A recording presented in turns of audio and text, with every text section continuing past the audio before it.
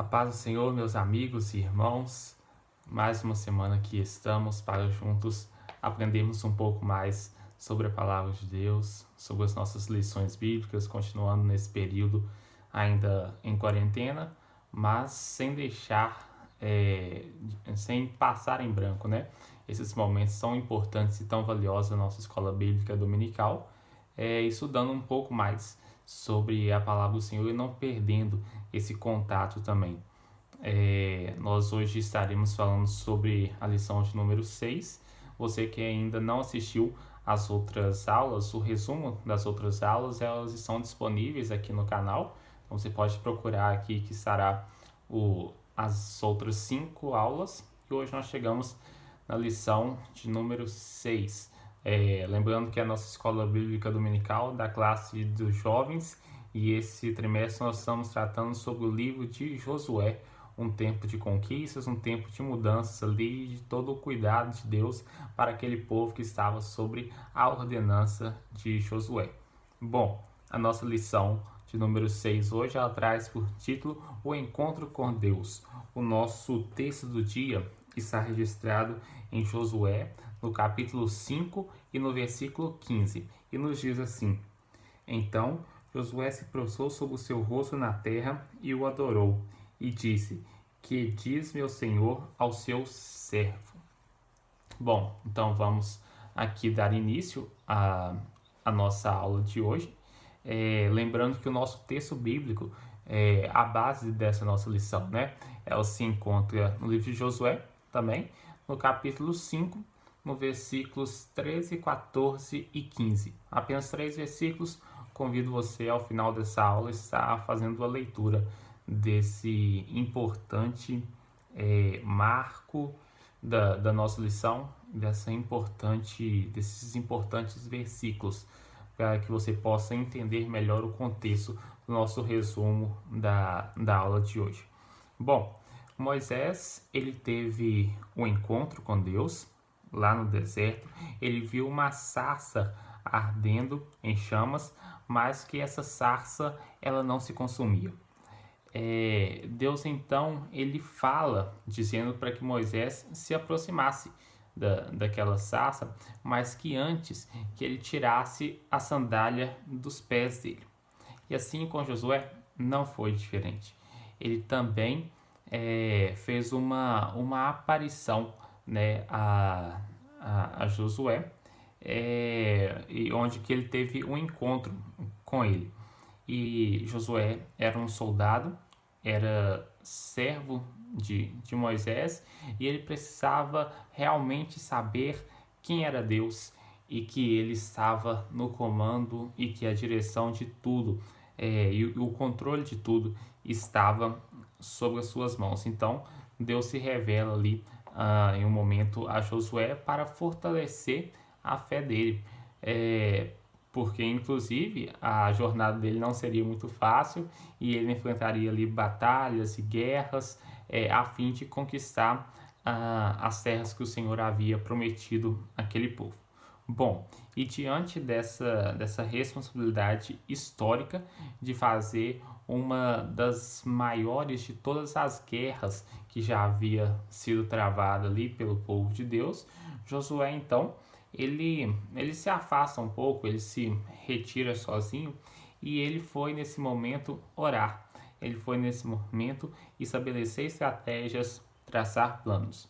E nesse momento que ele está ali orando, um príncipe do exército do próprio Deus apareceu a ele ali com uma espada desembainhada. E nós sabemos que Josué era um grande estrategista. Ele montou ali toda a articulação para poder conquistar aquelas terras, começou ali a traçar planos e metas, traçar estratégias, começou ali a organizar como o povo faria para estar conquistando aquelas terras que o Senhor havia prometido. Mas, claro, sem desprezar a Deus e sem deixar de entender que Deus estava no controle e que a guerra seria do próprio Deus. Mas ele começa ali a fazer a sua parte e montar estratégias. E ali onde ele tem esse encontro com o anjo enviado pelo próprio Deus, como eu já disse. Ele portava ali uma espada. E essa espada, ela era uma demonstração de que havia um tempo do juízo de Deus sobre os cananitas, que era aquele povo com quem Josué e todos aqueles que estavam sob a sua liderança deveriam guerrear a fim de conquistar aquelas terras. E esse povo, os cananitas, eles estavam há bastante tempo aborrecendo a Deus. Eles foram cometendo ali várias abominações contra Deus. E chegou um momento então onde que Deus traz sobre eles então o juízo e decide expulsá-los ali daquela terra, a terra de Canaã, a terra onde que manava leite e mel, e entregar essa terra ao novo povo, que seria aqueles que ali estavam com Josué, que seriam os israelitas.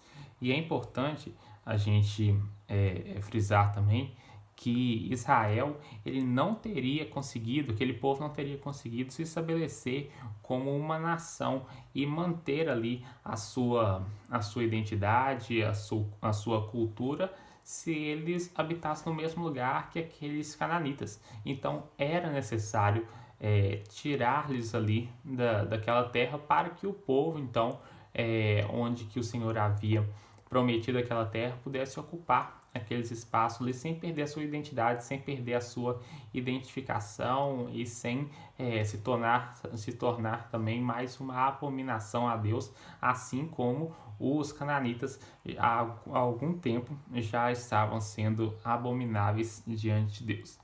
Bom, e dentre essas práticas que os cananitas faziam que não agradava a Deus, eles sacrificavam crianças, eles adoravam ao sol, à lua, aos astros celestes, adoravam a animais, eles praticavam feitiçarias, eles faziam ali tudo que desagradava a Deus. Toda sorte de impiedade, pecado, tudo aquilo que era reprovado pelo próprio Deus é o que eles faziam ali naquelas terras, naquele povo. Então era necessário que Deus trouxesse o juízo sobre eles, e eles então perderiam aquelas terras, e as terras passariam a ser dos israelitas que estavam ali sobre o comando de Josué. E para poder conhecer o cenário, conhecer ali onde que o povo iria travar aquela guerra, era uma necessidade de Josué, porque ele era o comandante, porque ele estava ali à frente. Então Josué, ele sai ali e ele saiu do acampamento de Gilgal, que era onde o povo já estava, e nós já falamos aqui nas lições anteriores que aquele lugar foi um local onde Deus mais uma vez se revelou ali para o seu povo e para Josué. Então, Josué sai ali de Gilgal e ele vai ao pé de Jericó. E ele deveria andar por toda aquela terra ali, por todo aquele espaço, e colocasse os seus pés sobre aquelas terras, porque era onde Deus estava mostrando para ele o que eles receberiam, o que seria entregue àquele povo como o cumprimento da promessa de Deus, que entregaria a terra prometida ali para aquele povo. E mostra então essa ação de Josué de sair ali andando sobre aquelas terras e olhando um pouco ali, de mais uma vez traçar planos, traçar estratégias, estabelecer estratégias e colocar ali todas as coordenadas que o povo deveria fazer a fim de conquistar aquela terra e também de enfrentar a grande luta, a grande batalha que estava à espera deles ali. E visitar esse campo de guerra, né, esse local onde seria travado essas batalhas, era a responsabilidade de Josué. Porém, era da sua obrigação, da sua alçada, da sua responsabilidade coordenar ali, estabelecer planos e tudo, porém tirar o ânimo dos concorrentes, né, daqueles que iriam guerrear contra o povo, derrubar as muralhas e também conceder a vitória ao aquele povo que estava com Josué, aos israelitas, era a responsabilidade do próprio Deus. Então nós vemos ali uma ação conjunta, onde que havia uma parte de responsabilidade, uma parte de trabalho do homem e também o Senhor, como cumprimento da sua promessa, que não abandonaria, que estaria no controle de tudo, tinha uma outra parte a ser cumprida ali nessa relação, a fim de que o povo pudesse, enfim, alcançar a terra prometida. E Josué, ele estava convicto, ele tinha a absoluta certeza de que ele deveria dar o seu melhor. E isso também nós dissemos em uma lição anterior, quando nós falávamos do chamado de Josué, porque ele tinha certeza que agora que ele havia sido confirmado por Deus como novo líder daquele povo ali, que ele tinha que se entregar realmente por eles, que ele deveria dar o seu melhor, que ele não poderia aceitar as coisas de qualquer maneira, mas sim estabelecer ali uma relação de 100% de certeza do seu chamado e também da autoridade que lhe era conferida ali pelo próprio Deus na direção daquele povo. E então, para essa nova empreitada, para essa guerra, Josué, ele sabia que ele dependia exclusivamente de Deus, que a vitória seria dada pelo próprio Deus, e ele ali busca, nesse momento onde que ele está andando ali, estabelecendo as coordenadas, ele não olhou somente para as particularidades, as peculiaridades ali das muralhas, não, ele buscou olhar para o todo, ele ampliou a sua visão, e aqui também fica uma ressalva para nós.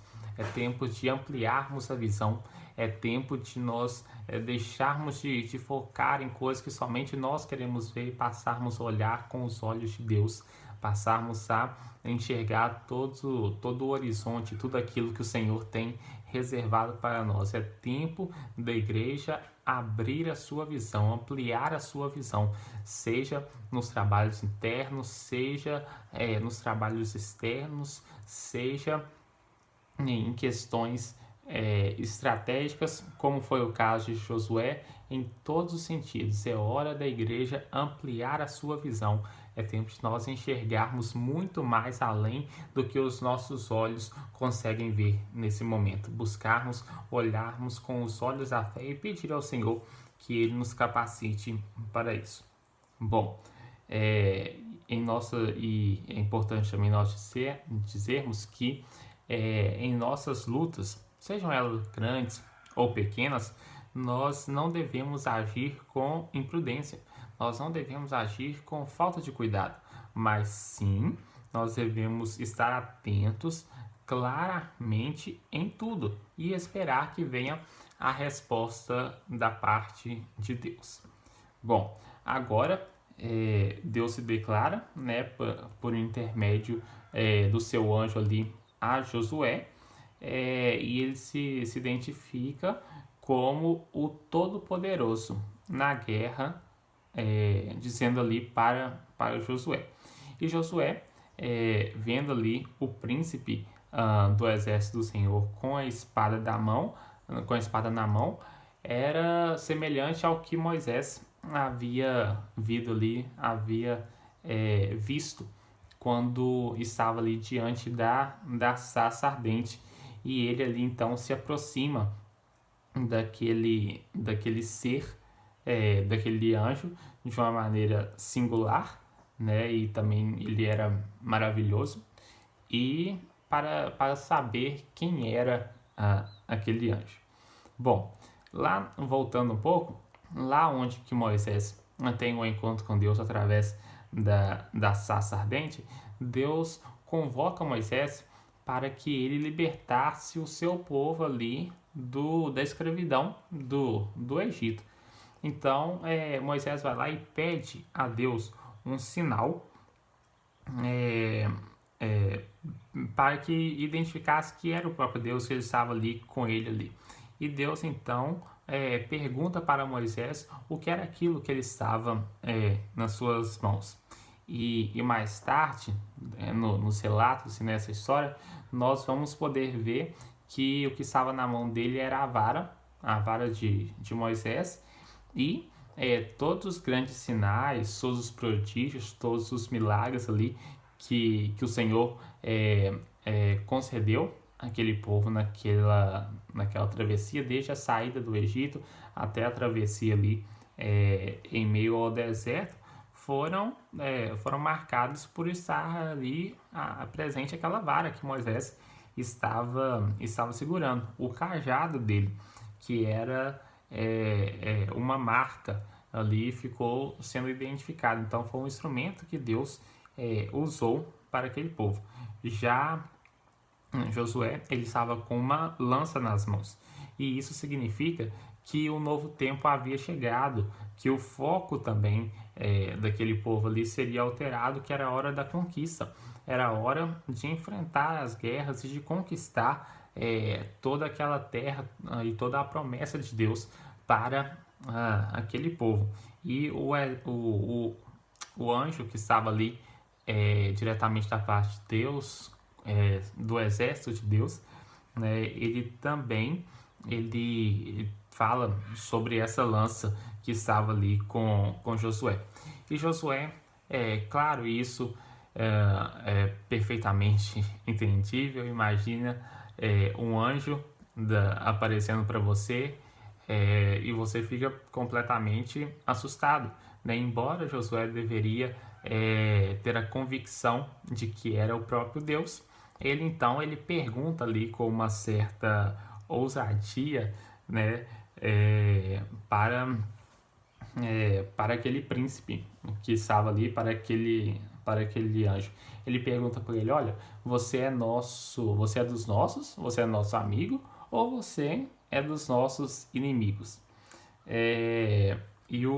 Esse anjo, ele visitava frequentemente a tenda da congregação, onde que Moisés estava. Ele atravessou o Mar Vermelho, o Rio Jordão, ele presenciou ali as pragas no Egito rumo à saída daquele povo. No caso, Josué presenciou tudo isso, mas ele não conseguiu naquele momento ali identificar que aquele anjo era da parte de Deus. E isso nos mostra também um outro ponto muito relevante para nós nos dias de hoje, que nós precisamos ter discernimento espiritual, precisamos pedir a Deus que nos dê desse discernimento para entendermos, para sermos sensíveis à voz do Senhor quando Ele falar conosco, e assim não ficar em dúvida se é Deus que está falando ou se não é. Nós devemos pedir esse discernimento a Deus para que nos dê essa identificação e sermos sensíveis à voz e à presença dele nas nossas vidas.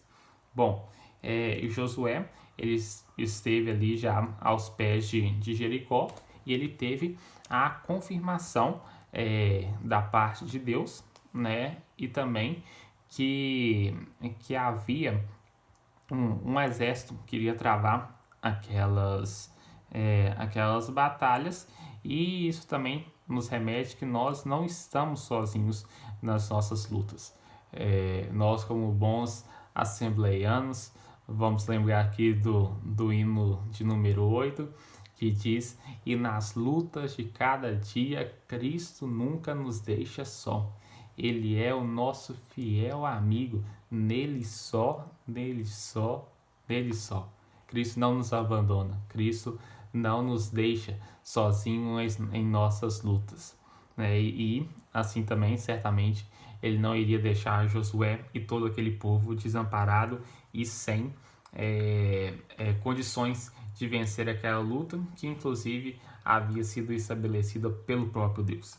Bom, e essa certeza invadia a vida de Josué ali, a partir do momento que ele entendeu que aquele anjo era enviado pelo próprio Deus, depois de conhecer ali a presença de Deus, ele então começa a adorar, não ao anjo, mas sim ao próprio Deus. Ele começa a reconhecer o cuidado de Deus, que Deus estava presente e que, portanto, ele deveria ser digno de adoração. E a adoração, ela é um gesto de gratidão que todos nós temos e devemos ter sempre, né?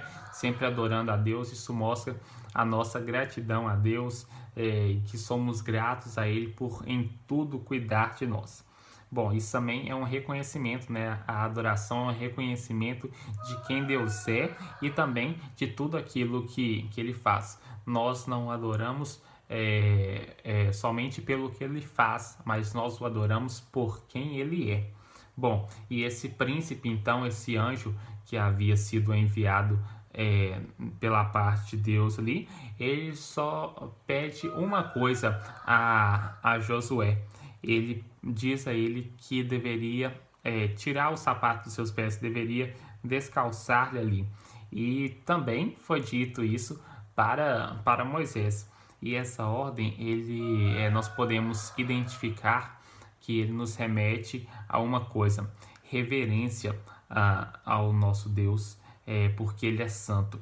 E ele exige a santidade de todos os seus servos, de todos aqueles que nele confiam e que têm-lhe como Senhor e Salvador da sua vida e também de todos aqueles que se aproximam dele. E nós sabemos que sem reverência, a consciência de quem Deus realmente é e do seu poder fica inviável. Não, de maneira alguma nós conseguimos perceber isso e também não conseguimos estabelecer uma comunhão com o nosso Deus.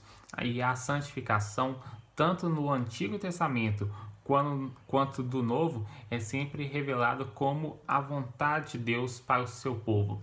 E ser santo significa ser consagrado, ser separado do mundo, a fim de ter uma comunhão mais próxima com o nosso Deus.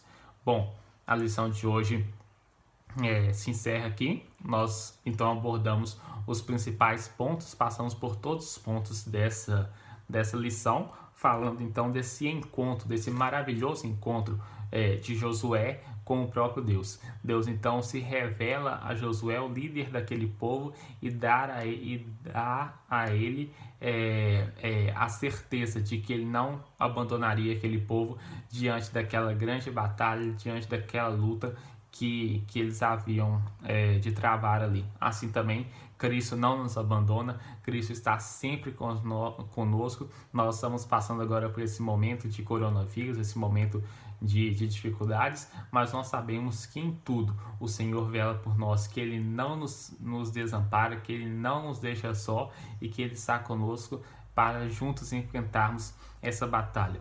Que Deus te abençoe, que tenha uma semana abençoada.